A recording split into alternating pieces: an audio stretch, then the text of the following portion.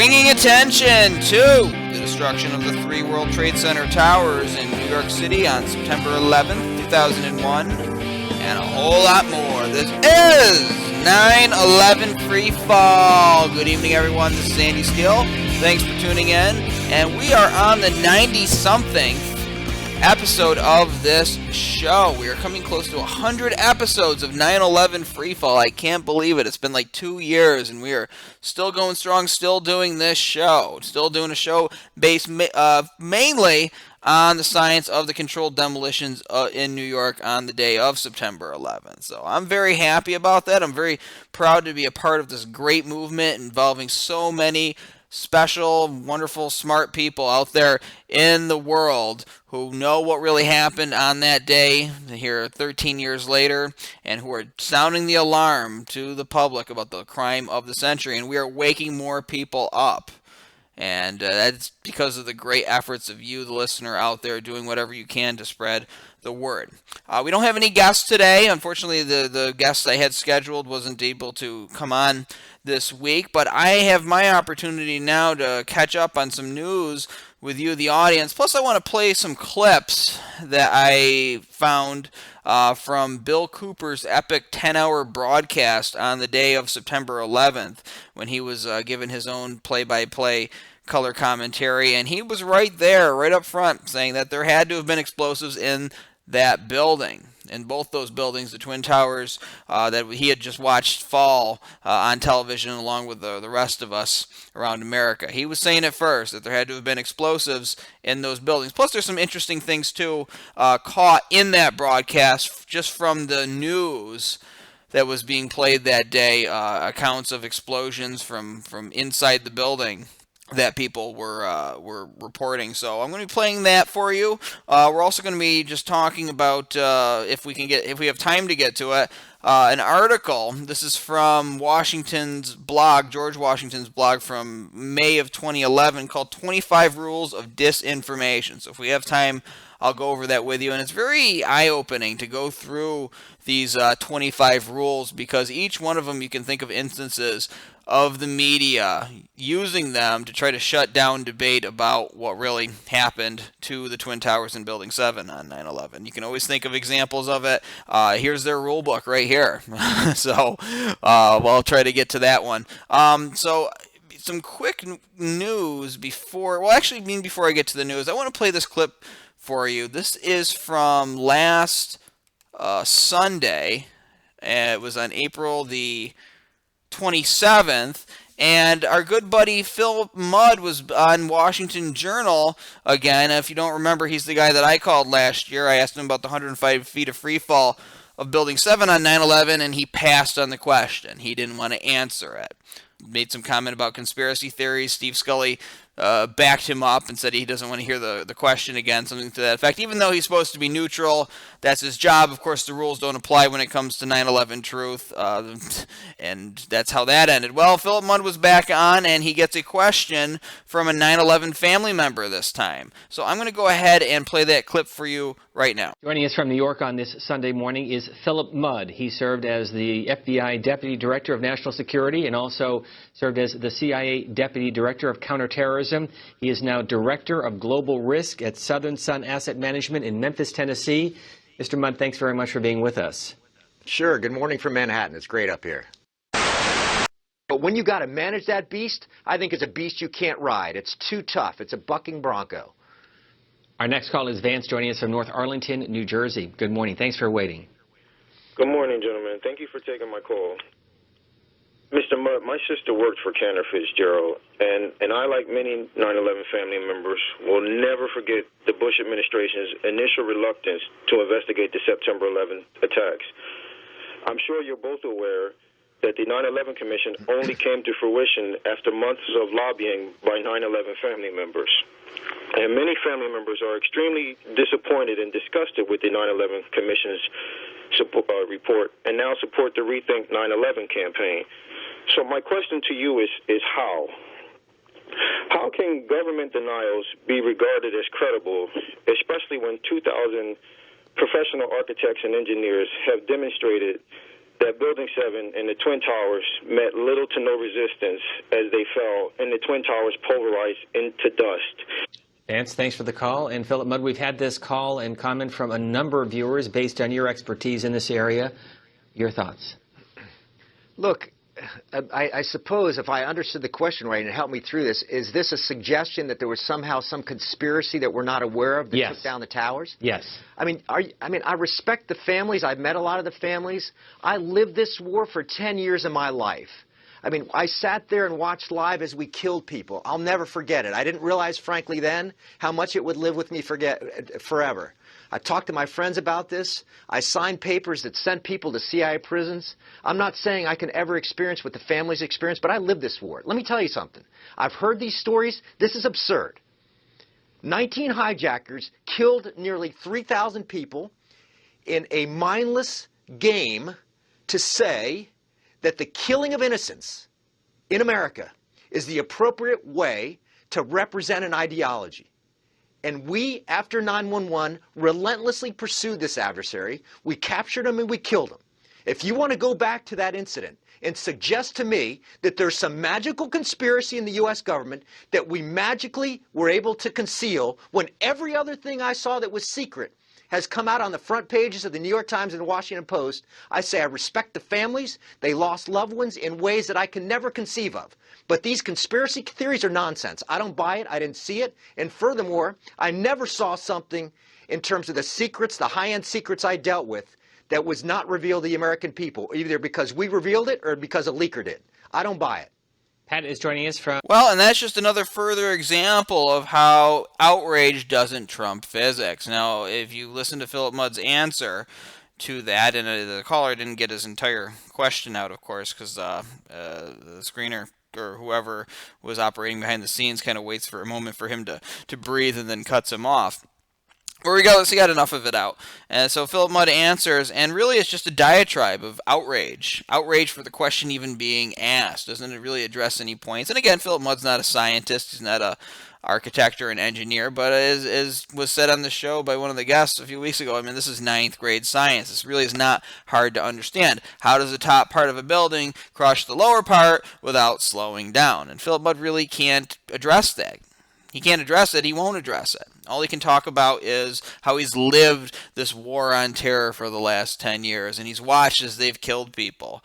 And again, all of that has nothing to do with any of the science. Okay, now if he's got some guilt over having been participating in this war of terror and watching people get killed, signing orders to send people to Guantanamo, if he's got some kind of personal issue with that, that's something that Philip Mudd needs to resolve within himself.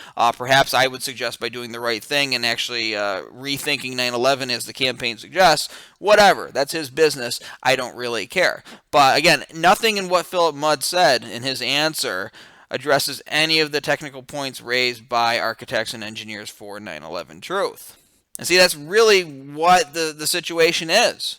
Right there. Just again illustrated in another one of these clips from Washington Journal of how nobody can address the technical points raised. And again, not every single point that architects and engineers for 9/11 truth brings to the table is raised in these questions, because for the callers it's a exercise in trying to get in what is the most effective into a few clips, or into a few sentences, because as you see there, they get cut off. They only got a short amount of time to do it.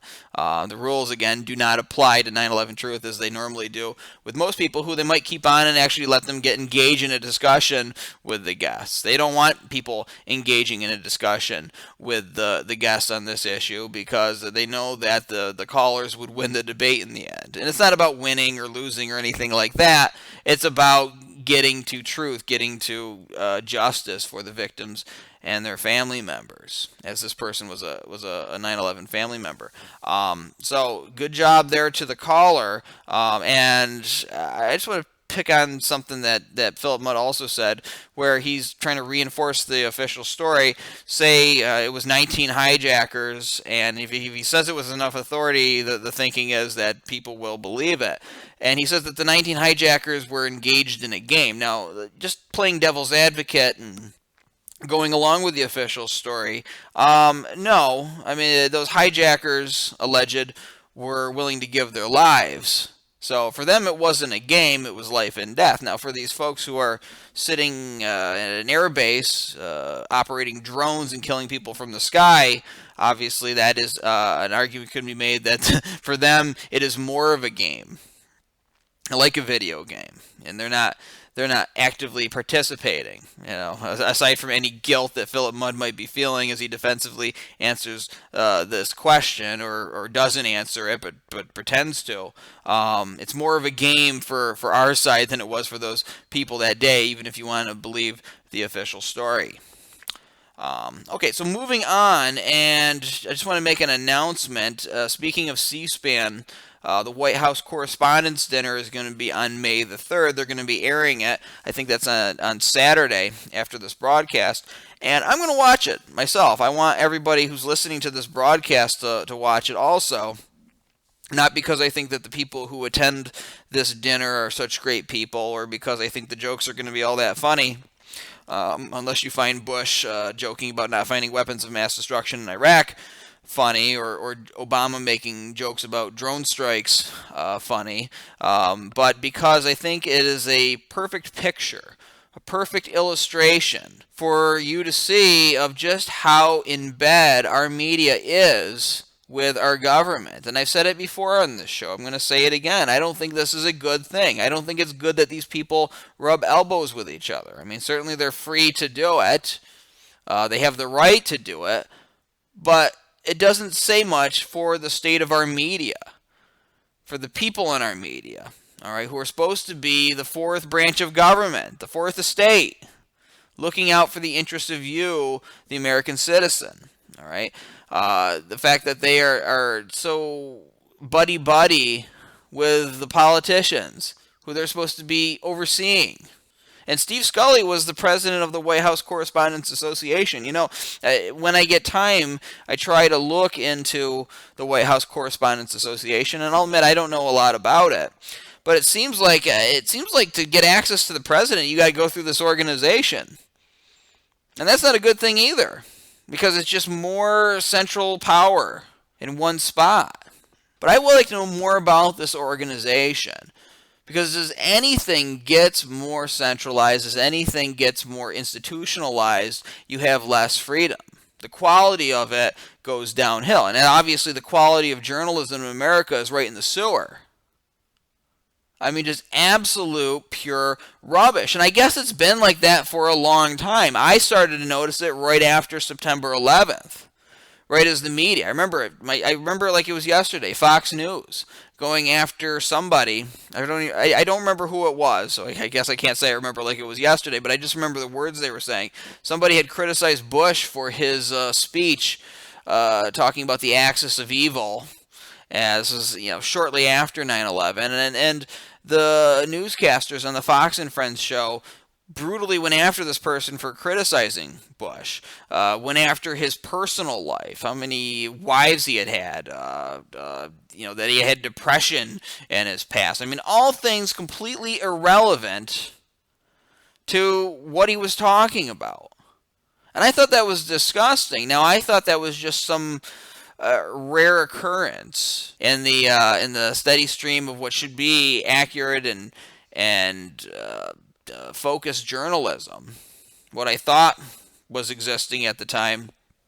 And I didn't know that that this was actually the status quo. This is what they're there to do. So it's gone into hyperdrive in the years after September 11th. Just the complete degradation of our media. I mean, they don't even bother to portray an image of neutrality anymore. With the exception of C-SPAN, they still try to maintain the front. They still try to maintain this image that they're somehow this great facilitator of America's voice. That they're going to be that they're giving this soundboard to average Americans, and to an extent that they are. But you can see what happens when people go into areas that they don't like, and this is what used to happen with September 11th. Now it's changed because they're getting this constant stream of callers coming in, and the people are noticing that when they try to cut them off or not give them their fair voice, to give them their fair equal time on the program, and they know that they've provoked more calls by doing that, so they have to be somewhat neutral now. And you can see that even though Steve Scully in his interaction with Philip Mudd has kind of a hostile tone in his voice, he may not be able to control that because that's just his natural emotion shining through. At least he doesn't say any words of bias against the caller to try to influence the audience's perception of that caller. So that is a good thing. That's not because Steve Scully is such a great person, but mainly because of the work of so many people calling into the program. So good job to them there. They are making a difference. But yeah, the White House Correspondents Dinner is going to be on May the 3rd. C-SPAN is going to be airing it, and I want you to see it. Tape it if you can, or however you can record live television, and just see these people for what they are. See them walking down the red carpet in their tuxedos and their champagne glasses, toasting one another, patting each other on the back, just laughing and joking, and everybody's having a great time. And I don't begrudge people for having success, for having the tuxedos or the champagne, or for having money or anything like that, but it should make you question. What is the state of our media? Is this good for Americans that our press, the Fourth Estate, is so in bed with the politicians, with the government that they're supposed to be overseeing? Obviously, the answer is no. It's not good, and you can see the results of that here in the post-9/11 world. I also want to draw attention to an article. This was from the London Telegraph. It was released on the day of 9/11, 2001. The time listed is 5:28 p.m. There's no author that I see here that took credit for the article. But it's the title of it is Twin Towers Built to Withstand Plane Crash. And it starts off, a combination of catastrophic events caused the downfall of the towering landmark that was built to withstand plane crashes. The Twin Towers of the World Trade Center have gazed out over Manhattan, head and shoulders above most other New York buildings for 3 decades. The revolutionary structures, each 110 stories high, were built to withstand tremendous pressures and had already survived the 1993 terrorist bombing. But the immense steel columns in the core and around the perimeter supporting the enormous buildings were not enough to prevent them slipping down into a rising fog of dust and debris which engulfed the streets around the city's financial district. Plans for a World Trade Center facility had been under consideration for many years, but momentum gathered in the late 50s. With the site finally being fixed in 1962. The groundbreaking ceremony began 4 years later, and the first tenants moved into one of the towers by the end of 1970, although the building had not been completed. They were declared officially open on April 4th, 1973.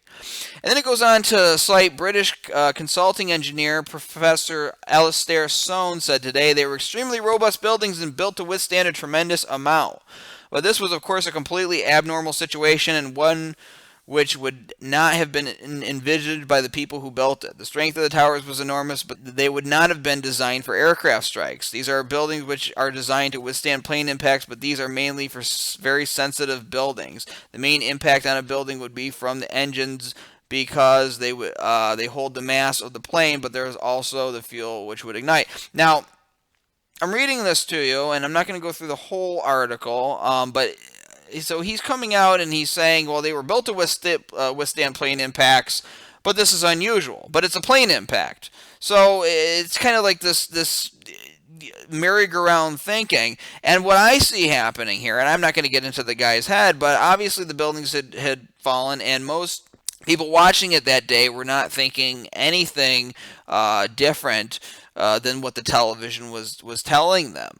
Now, you're going to hear Bill Cooper in a few minutes when I play some of those clips, giving his opinion, which is much different than what the media was putting out. But your general public, your average person, was not thinking any different.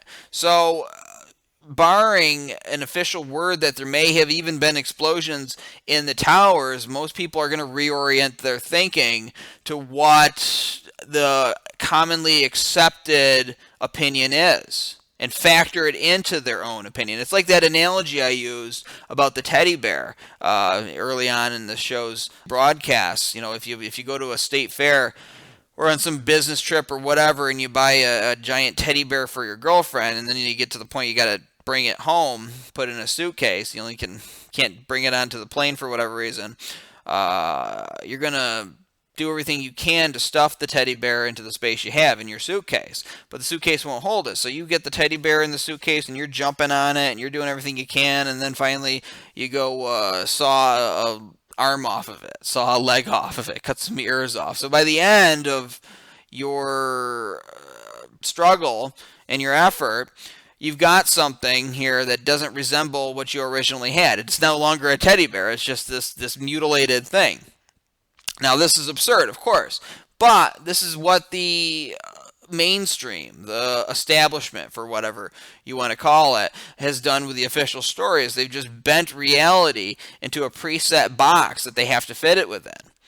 Now, again, I'm not going to try to presume what was going on in this engineer or Professor Alastair Stone's head, but obviously there was tremendous pressure to explain what happened that day. And if everybody in the world is telling you what happened, if the media is telling you what happened, and they're not inviting in the idea that explosives were used, then a lot of people are not going to go to that conclusion or even explore it, simply because they got their reputation on the line. So it's like a mass peer pressure effect taking place right on September 11th. But the reason I'm bringing up this article is not even to talk about that aspect of it. I really am bringing up this article simply for the last paragraph. If you scroll all the way down to the bottom of it, it says here, sightseers at the towers, they're talking about the Twin Towers here, sightseers at the towers over the past few years would have seen a reassuring information panel at the top floor visitor center explaining how they should not worry about plane crashes as the building was made to withstand them. So there you go. Right at the visitor center, there was some kind of information panel that told them, don't worry about it. You know, even if a plane crashes into this building, we can withstand it. It will still hold up. It's just an interesting and maybe darkly amusing point to raise when you're speaking to others about the controlled demolition evidence, as that this plaque or whatever it was, an information panel, existed. All right, before I play the Bill Cooper clips, we're going to do what we do every week. I'm going to take about 10 seconds of silence to remember the victims of 9/11 and their families and all the people who died in the wars that followed 9/11. We're going to do that starting now.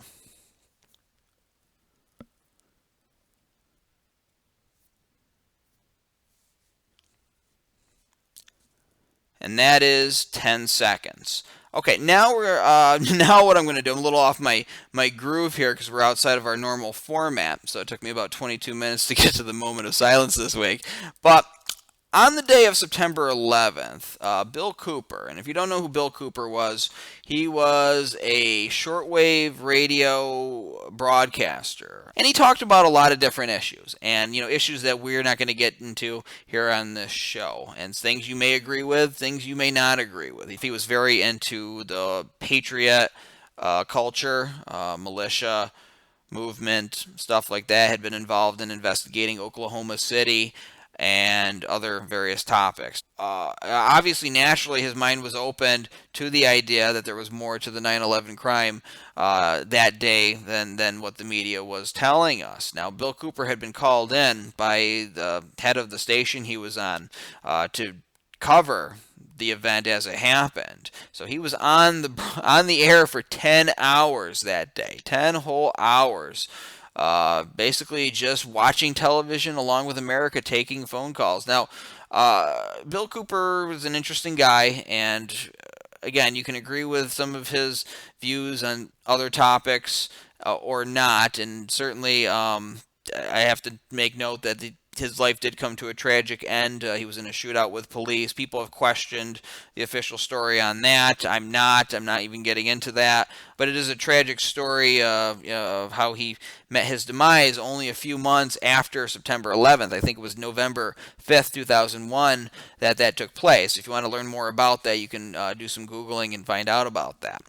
But Bill Cooper was a guy who was not afraid to speak his mind and tell you the truth. And he didn't care if people listened to him or not, if people were alienated by what he said. I mean, there were times he might even shout at a caller who was spreading rumors on his show. He never wanted people to call in with rumors or something that they got off of a fax machine or that they heard on without verifying the source. All right, without verifying it themselves, even if it was coming off of the mainstream media, he wanted people to try to verify it for themselves. He really stressed the idea, don't believe anything you hear, even if it comes from me. And by me, I'm referring to him. But I try to put forth that message, too, on this show to the best of my ability and remind people that to verify any information you get, even information you get here on the show, and make sure it's true. Look into it for yourself, because that's the important thing. And I think most of this audience knows that. But it's good to hear that every once in a while, too. So Bill Cooper, again, was not afraid to speak his mind. And what's really fascinating when you listen to this broadcast from the day of September 11th, and I haven't gotten all the way through it yet myself. It's 10 hours long. I try to listen to it at my day job on my MP3 player. I've only gotten through about maybe 4 hours of it. So so there may even be more said on that day than what I'm going to play here on this program. But he was saying right outright that there had to have been preset explosives. He was hearing the news reports from that day of explosions going on, and he was watching C-SPAN on the day of 9/11, and again taking calls and listening to what people were saying as they called in, and he was watching the news reports. And so what I'm going to do is I'm going to play some of those clips, because Bill Cooper had a way of explaining things that really just kind of boil it down and just preach common sense. And so I want you to hear that, and this is a good opportunity since I don't have a guest today for me to play these. So I'll be playing these clips for you. Some of them are just clips from the news that day, too. I got one of a Giuliani press conference. You'll hear it. And I'll be going over these with you in between them at different points. So I'm going to play my first clip of William Cooper. This was the first mention that he makes of there having to have been some kind of internal devices bringing the buildings down. So listen to this. It's not as if nobody suspected that anything like this could happen. It's one of the first things that anyone would think of. Hello, you're on the air. Yes, Bill. Good afternoon. I'm calling from New Jersey, watching the local news here. Early this morning, about 10 minutes after it happened, one of the news stations received a phone call from a person inside one of the buildings, actually calling for help to help him get out of there. He reported that the whole core inside of the building was blown out, and all the elevator shafts were blown out. It was the first time he heard about it. That was the last time. The news said, well, let's see if we can get somebody up there to help him. So that would do something, I guess, with the structural integrity of the building, whether it was, you said that the windows blew out from the inside, all the papers rushed from the inside of the building all the way out to all the windows that got blown out. So that was on Channel 7 News. I have it on videotape, so when I get a chance, I'll get a copy of that out to you. So somebody phoned from inside the building? Yes, he was more concerned about getting help. He's not really like reporting what's going on. He said, listen, I'm stuck, the doors are jammed, I can't get out, the whole core of the building is gone. All I know is that he was on the 86th floor, I believe. Well, here's one of the strangest things. You see, it wasn't just those planes flying into those buildings. It couldn't be. Because those planes hit almost at the top of the building. They were in the top third or 1/4 of those towers and could not have injured the structural integrity of the building on the bottom. Also, the only place that fire was occurring was at that area and above. That's what caused me suspicion as to why the whole building would collapse. Something blew up on the major structural buildings down at the bottom of those buildings that brought them down, I can assure you of that. That's why I suspected that the whole core of the building was blown out. Yeah. What happened to the World Trade Center buildings today, towers today, is exactly what happened in Oklahoma City. It wasn't that truck parked out on the street that brought that building down. Right. You can't bring down a building like that by flying a plane into the top quarter of it or blowing up a truck full of fertilizer in the street. You have to have charges placed upon the main structural building, main structural members of the building in order to bring something like that down. Remember, these are steel reinforced concrete buildings. Correct. They're called hard targets in military jargon. And the only way to affect a hard target is with placed charges on the main structural members. Correct. Well, I mean, recollect years back when that bomber hit the Empire State Building. All it did was take out a couple of floors. That didn't come down. And I think aviation fuel is a little more volatile than jet fuel. So, and that building stayed erect. Yep. So that's all I can say. That's all I know. That's different than what the national media has been talking about. So there you are, and what's interesting about that clip, and I didn't mention it before, is that the guy is citing a local news broadcast. When I say the guy, I'm referring to the caller into Bill Cooper's program. But he's citing a local news broadcast in New Jersey there of somebody in the building claiming that there was an explosion from inside blowing the windows out.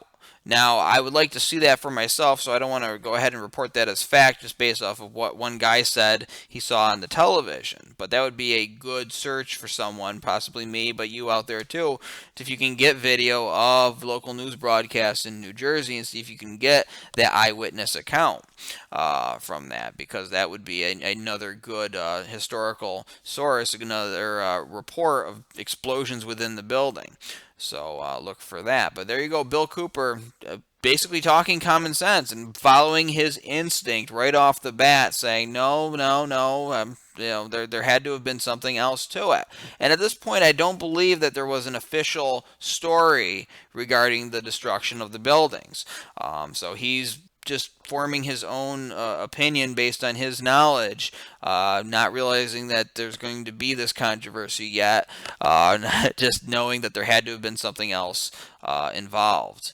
So now I'm going to play the next clip. I knew what was going to happen years ago. I warned you. I told you exactly what was going to happen. I wrote about it in my book. You just heard one of the reporters on C-SPAN echo what I've been telling you. He said there's going to be a tremendous reduction in freedom because of what has happened to this. And that's exactly what's going to happen. I'm not some wacko nut, folks. I've done more research than you could even think of even wanting to do on what's happening in this country and around the world and what's coming as a result of it. I know what I'm talking about. And not only do I know it, but I have documented over the years. I've given you all the documentation, told you exactly where to go. None of this is hidden. They haven't even tried to hide any of it. It's all the truth. Now they're trying to make you believe that 2 airplanes flew into the top of the World Trade Center tower buildings, and that caused the buildings to collapse all the way to the ground. And that's not true. The only way those buildings could be brought down is if there were shaped charges placed upon the main structural buildings at ground level in order to bring those towers down to the ground. And that's exactly what happened. Also, it would be just as they started to come down, there were huge explosions that echoed all across Manhattan. And, explosions, folks, are explosions. So, what we're going to see come out of this is exactly what you just heard that reporter say.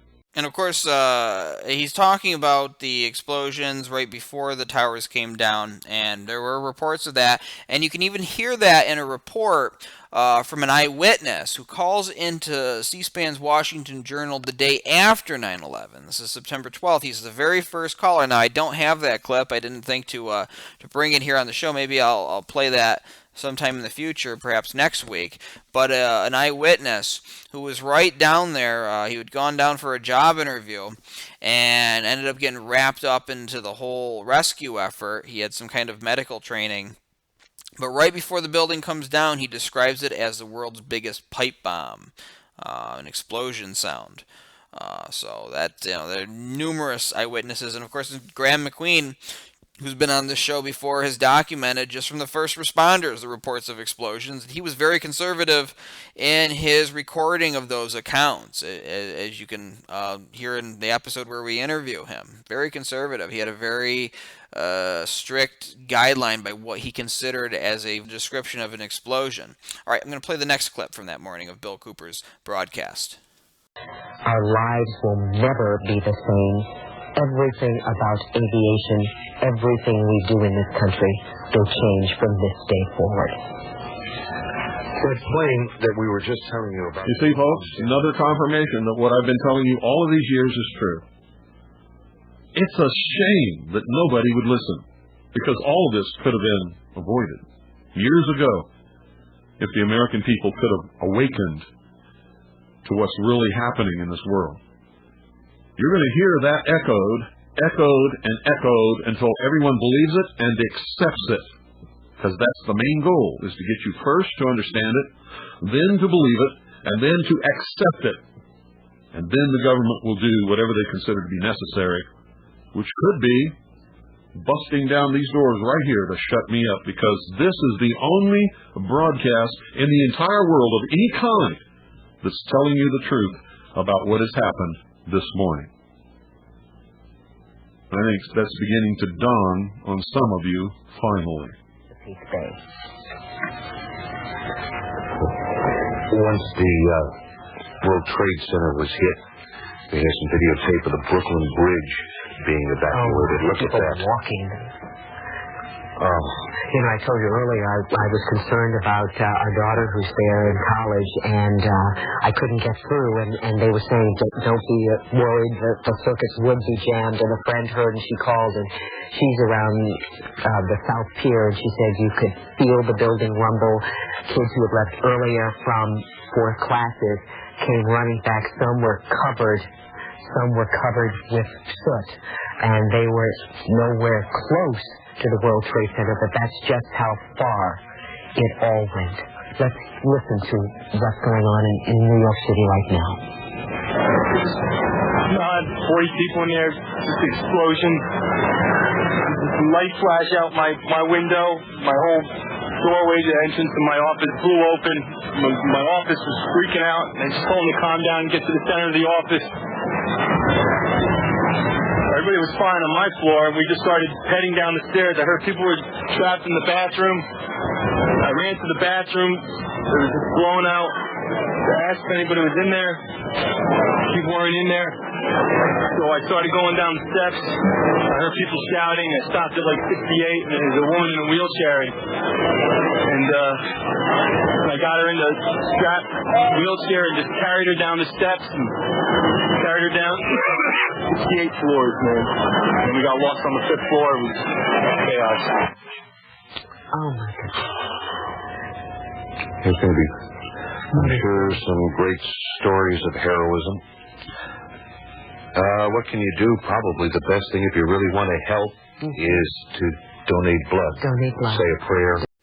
Okay, and obviously I played that clip because I wanted you to hear the account at the end of the office worker who described his office doors blowing open, an explosion. Now, at this point, take that with a grain of salt because it's not clear, and I have not tracked down the original source of that audio. I don't know if he's referring to a plane impact or if he's referring to an explosion. Now, some people may say, well, you know, if he was referring to a plane impact, the explosion being caused by a plane impact, he wouldn't be there to tell the story. He'd be dead. However, you know, to get it at the basis of it and the truth, you have to be as skeptical as possible. So we hold out that maybe he was describing the plane impact, right? But there you go, another account of an explosion within the Twin Towers that should be taken into the historical record. I've never heard that guy until this morning, so that should be looked into. All right, we're going to play the next clip. That was UN Secretary General Kofi Annan speaking about the terrorist attacks today. The United Nations building is one of the buildings in New York that has been evacuated as well. Do you get the feeling, seriously, that you're going to wake up any minute and say this was the worst? I'm curious, folks. Is there anybody out there who really believes that those airplanes crashing into the upper quarter of the two World Trade Center towers caused both of those buildings to collapse? Is anybody out there who really believes that? If you do, I'd like to hear your argument in defense of that. And don't worry, I'm not going to jump on you. If you believe that and you can put up an argument that you know, supports that position, I'd like to hear from you. I really don't believe that there's anybody who could honestly make that kind of claim, but there may be somebody out there, and you may have a legitimate reason for believing that. So if you do believe it, I'd like for you to call 520-333-4578. I think.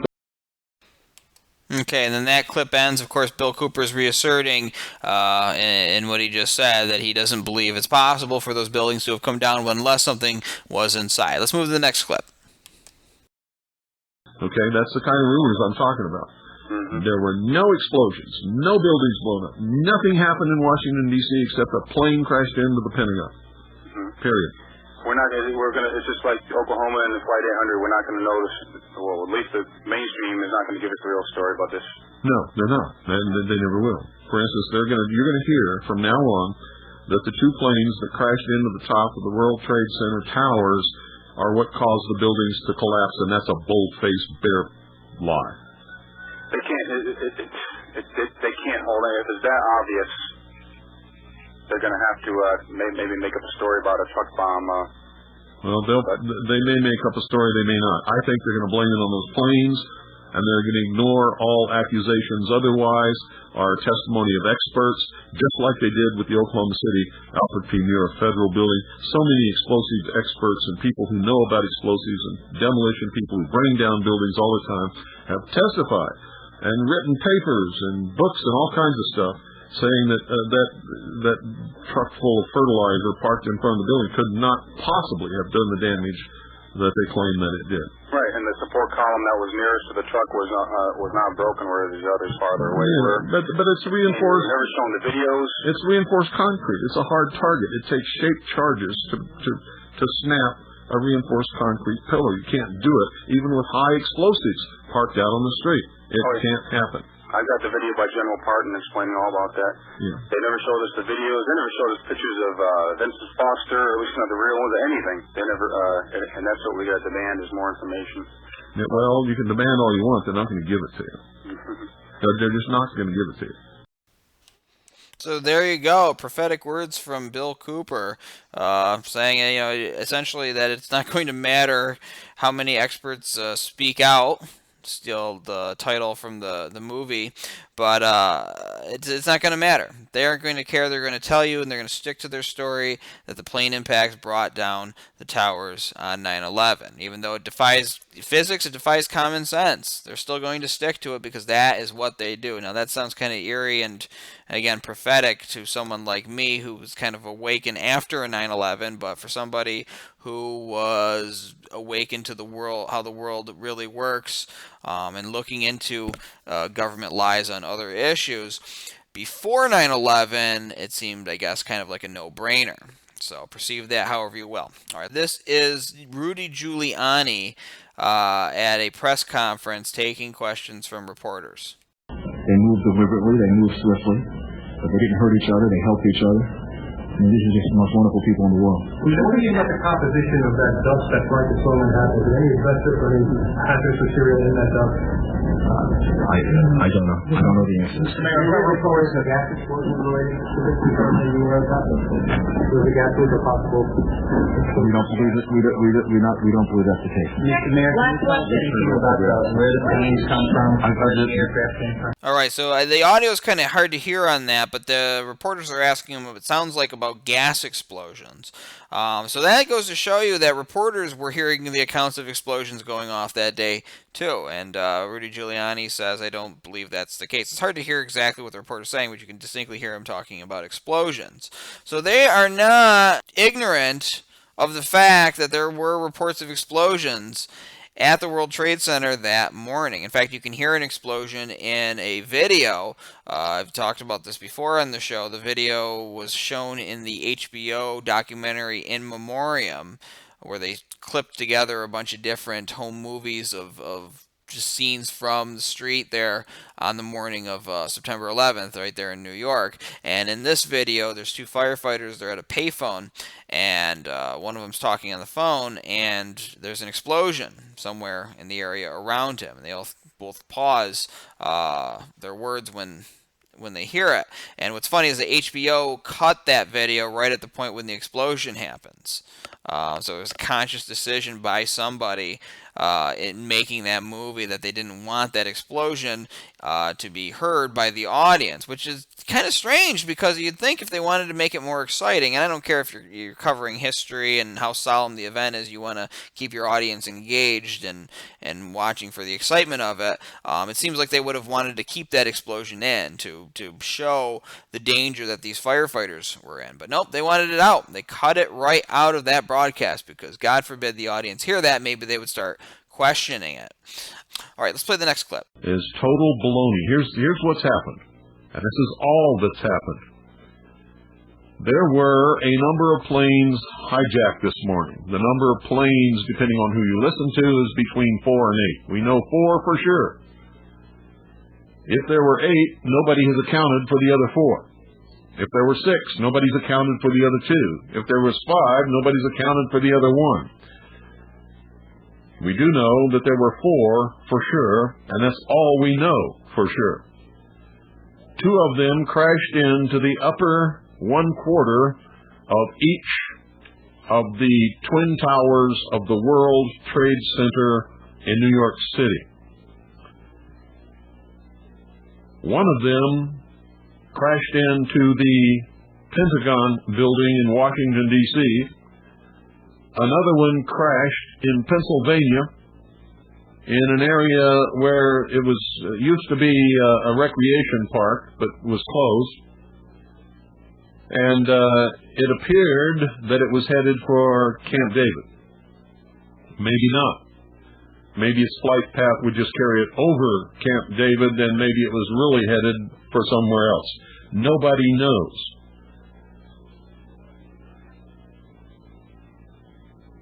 We know that there were tremendous explosions on the lower floors of the 2 twin towers of the World Trade Center, the buildings, that brought those 2 buildings down. They did not come down as a result of the planes crashing into them. Now, this is a fact, and you can check with architects who design skyscrapers.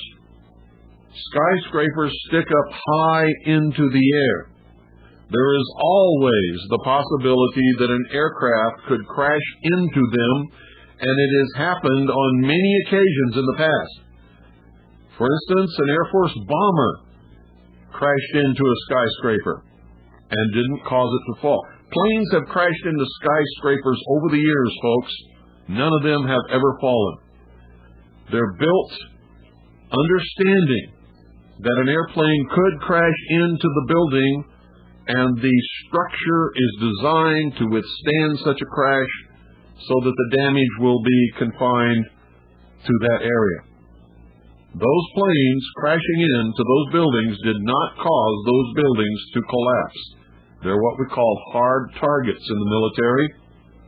Steel-reinforced concrete buildings with strong structural members that can withstand hurricane winds.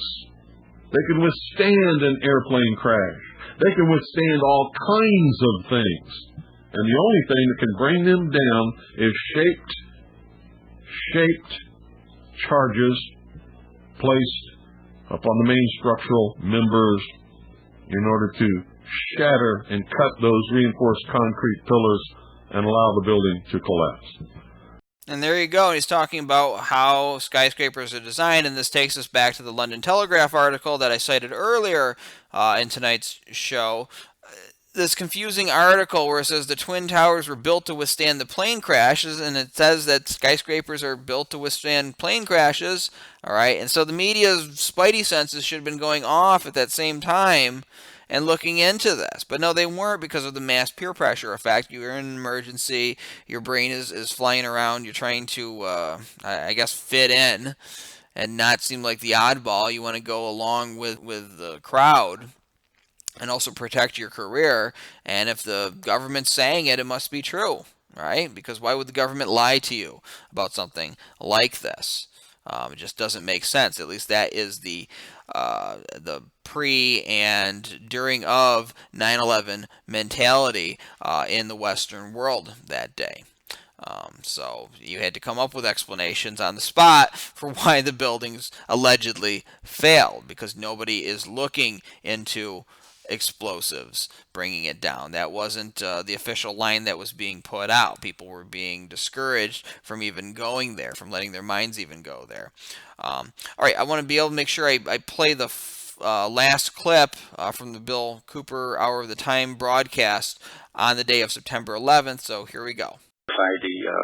The officials there someplace, American Airlines or wherever, United, that they were under attack inside the plane. Yeah, there's been several reports that people on the planes had called other people and officials and had told them that they were hijacked and et cetera, et cetera, et cetera. How much of that is true and how much of it's fabrication, or whether it's all true or whether it's all fabrication, exactly.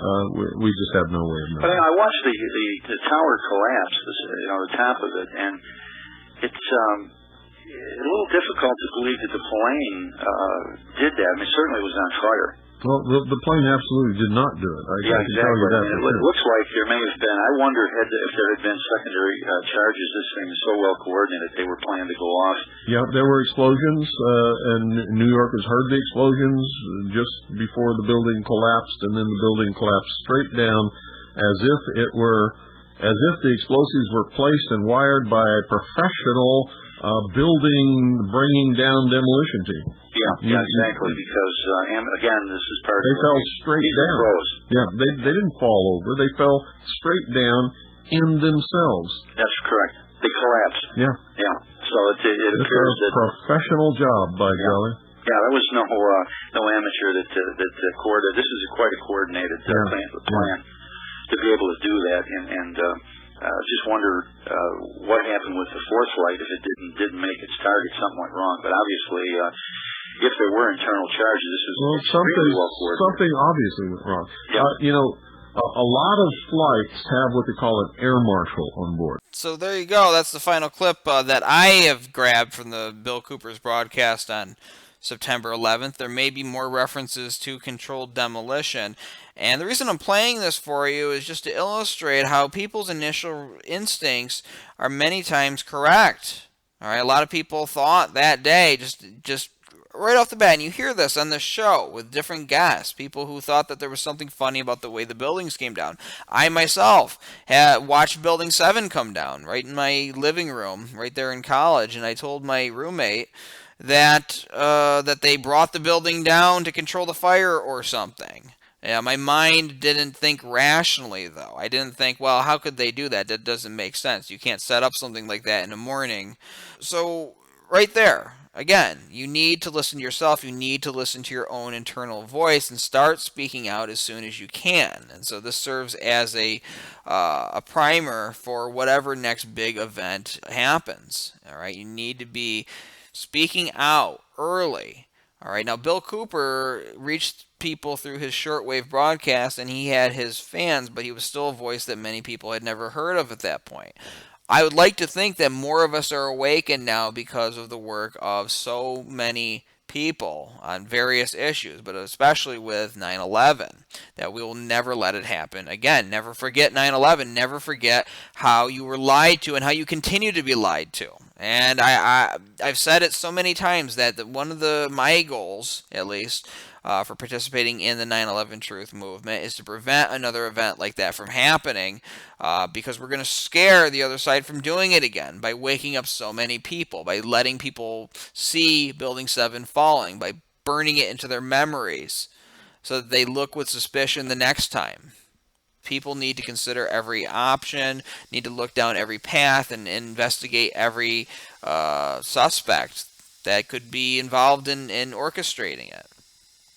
That's what a real investigation looks like. And obviously government and media has proven that they are not worthy of our trust. They have failed us. So the people are on their own. And I think a better America is going to sprout up from all of that, from people being more vigilant. But you need to train yourself, and you need to listen to those internal instincts and actually think rationally. Separate yourself from the emotion of the moment. And don't believe what the TV tells you. And that should be obvious at this point, as people have less and less trust in their government and in their media, too. All right, but sometimes that needs to be reinforced. And Bill Cooper was speaking the truth right on that day. Regardless of how you feel about other topics he talks about, right there, he was using his common sense, and he was getting the word out about what had to have brought those buildings down. Well, this is what we need to do for future events, too, no matter what it is. All right, I want to thank you for listening to this broadcast. This is the end. Remember, folks, you can hear this program every Thursday night on No Lies Radio at 10 o'clock Eastern, 7 o'clock Pacific. You can also download the show by going to 911freefall.com. This is Andy Steele saying have a great week and good luck.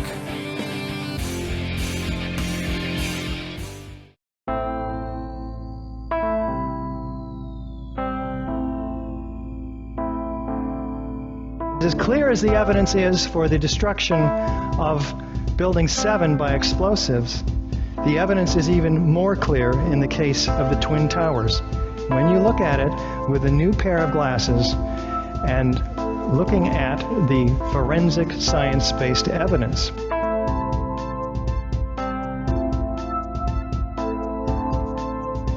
does it look like a gravitational collapse to you? What about those floors, those pancakes? This is a pancake collapse. We're looking for some pancakes down at the Loth. But what I'm looking for is 110 floors with this kind of metal decking underneath 4 and 5 inches thick of concrete. An acre in size, each of them. 110 acres of these. How many floors do we find down at the bottom? Not 50? Not 10? Not even 1. We don't even find metal decking down there, or concrete. There's hardly any macroscopic chunks of concrete. What happened to the metal decking? What happened to the concrete? And this dust made it almost across to New Jersey, across the river. Thick, billowing, laying a carpet of 4 to 6 inches thick around lower Manhattan, pulverized to 100 micron to 10 mil particles, almost like talcum powder, some of it. It's very, very fine. Where's the grinder that produced this? 90,000 tons of it. In these clouds that expanded 10 times the volume of the buildings themselves in just 30 seconds. Now, the available gravitational potential in the whole building is about 110,000 kilowatt hours. That's basically the weight of the building times its height above the ground, evened out. But the expansion of these clouds has been calculated to require about 10 times that energy in heat, which produces that expansion. So we have a problem here.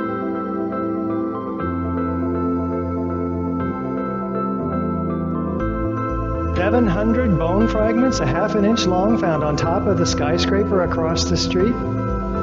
Think about that one. There were 2,749 victims, but only 300 whole bodies were found. 20,000 pieces of bodies found. 6,000 small enough to fit into a test tube. 1,100 victims completely unaccounted for. In other words, no pieces large enough to gain any DNA from, vaporized. 200 pieces were matched to one single person. Can fire and a gravitational collapse account for this massive pulverization of people?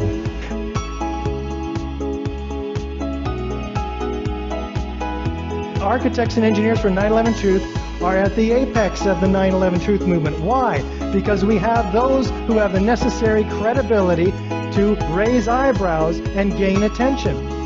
We need to act. The power of truth is greater than the power of the lie. So get informed and begin to let the truth speak through you.